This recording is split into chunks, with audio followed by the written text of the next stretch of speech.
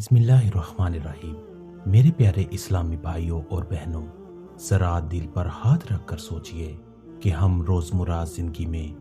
کتنی ایسی عادتیں اپنا لیتے ہیں جو ہمیں معمولی لگتی ہیں، مگر وہی عادتیں آہستہ آہستہ ہماری صحت، ہمارے سکون اور حتیٰ کہ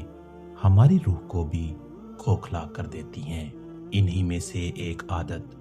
دھوپ میں بیٹھنا ہے، جسے ہم اکثر یہ کہہ کر نظر انداز کر دیتے ہیں کہ کچھ نہیں ہوتا، مگر کیا ہمیں معلوم ہے کہ ہمارے آقا، ہمارے نبی محمد صلی اللہ علیہ وآلہ وسلم نے ہمیں اس سے پہلے ہی منع فرما دیا تھا۔ وہ نبی صلی اللہ علیہ وآلہ وسلم جو ہماری ماں سے بڑھ کر ہم پر رحم کرنے والے ہیں، وہ نبی صلی اللہ علیہ وآلہ وسلم جو کبھی اپنی امت کو تکلیف میں دیکھنا پسند نہیں کرتے تھے، انہوں نے دھوپ میں بیٹھنے سے منع فرمایا، اور خاص طور پر اس حالت سے بھی روکا کہ انسان آدھی دھوپ اور آدھی چھاؤں میں بیٹھے، اور فرمایا کہ یہ شیطان کے بیٹھنے کی جگہ ہے۔ ذرا سوچئے، اگر حضور صلی اللہ علیہ وآلہ وسلم نے کسی چیز کو ناپسند فرمایا ہے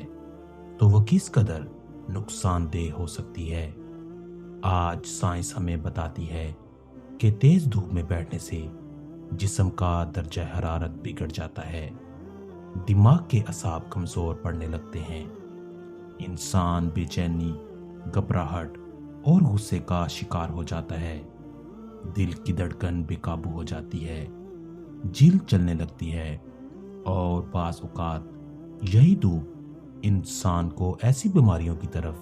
دھکیل دیتی ہے جن کا علاج برسوں تک ممکن نہیں ہوتا۔ مگر میرے عزیز بھائیوں، افسوس اس بات کا ہے کہ ہم سائنس کی بات تو مان لیتے ہیں، لیکن اپنے نبی صلی اللہ علیہ وآلہ وسلم کی بات کو معمولی سمجھ کر نظر انداز کر دیتے ہیں۔ حالانکہ نبی صلی اللہ علیہ وآلہ وسلم کی ہر سنت ہمارے لیے رحمت ہے، حفاظت ہے، شفا ہے۔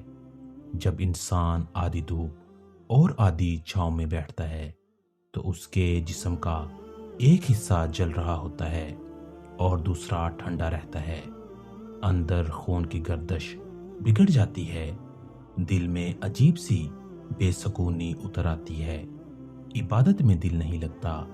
ذکر کرتے ہوئے بھی دل بھٹکتا رہتا ہے، اور انسان خود نہیں جان پاتا کہ آخر اس کے دل کو سکون کیوں نہیں مل رہا۔ حالانکہ وجہ وہی نافرمانی ہوتی ہے جسے ہم معمولی سمجھتے ہیں۔ میرے بھائیوں، ذرا یہ سوچئے کہ جس نبی صلی اللہ علیہ وآلہ وسلم نے ہمیں پانی پینے، سونے، اٹھنے بیٹھنے، حتیٰ کہ دھوپ اور چھاؤں تک کے آداب سکھائے، کیا وہ ہمیں نقصان میں ڈال سکتے ہیں؟ ہرگز نہیں۔ وہ تو ہمیں ہر تکلیف سے پہلے بچانے آئے تھے۔ آج اگر ہم نے ان کی بات مان لی، دھوپ میں بیٹھنے سے بچ گئے، سایہ اختیار کر لیا، اعتدال اپنا لیا، تو یہ صرف صحت کا فائدہ نہیں بلکہ نبی صلی اللہ علیہ وآلہ وسلم کی اطاعت بھی ہے۔ اور جو شخص نبی صلی اللہ علیہ وآلہ وسلم کی ایک سنت پر عمل کرتا ہے، اللہ اس کے بدلے اسے سکون، برکت اور رحمت عطا فرما دیتا ہے۔ آخر میں آپ سب سے بس یہی عرض کروں گا کہ اپنے نبی صلی اللہ علیہ وآلہ وسلم کی بات کو معمولی نہ سمجھیں، کیونکہ جو بات ہمیں چھوٹی لگتی ہے وہی ہماری زندگی کا بڑا نقصان بن سکتی ہے، اور جو سنت ہمیں عام لگتی ہے وہی ہمارے لیے نجات کا ذریعہ بن سکتی ہے۔ اللہ ہمیں اپنے محبوب صلی اللہ علیہ وآلہ وسلم کی ہر سنت پر دل و جان سے عمل کرنے کی توفیق عطا فرمائے۔ آمین یا رب العالمین۔